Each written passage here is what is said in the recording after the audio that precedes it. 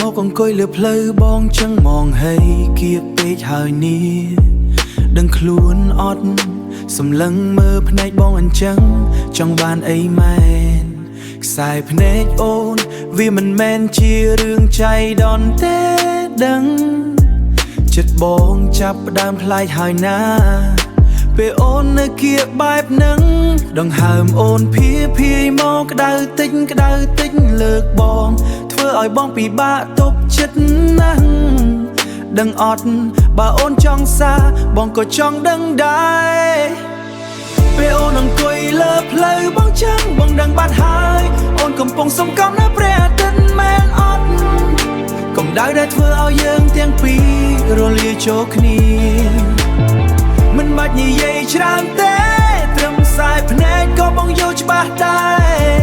យប់នេះបងនឹងឲ្យអូនស្គាល់កម្ដៅមួយនឹងឲ្យច្បាស់មកដៃអូនចាប់ផ្ដើមរពឹកហើយ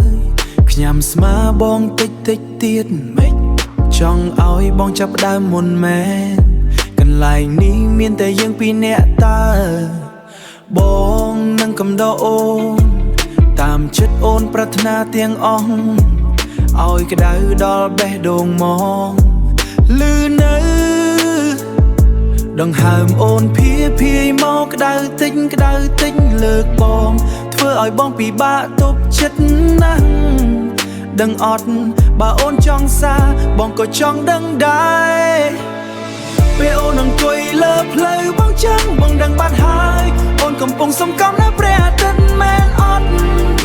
កម្ដៅដែលធ្វើឲ្យយើងទាំងពីររលាយចូលគ្នាមិនបាច់និយាយច្រើនទេ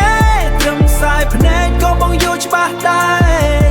យប់នេះបងនឹងឲ្យអូនស្គាល់កម្ដៅមួយនឹងឲ្យច្បាស់មកស្នឹងហើយគៀបបន្តិចទៀតមកកម្ដៅព្រះអាទិត្យ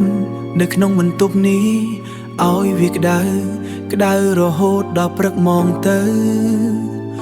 អូនសំឡាញ់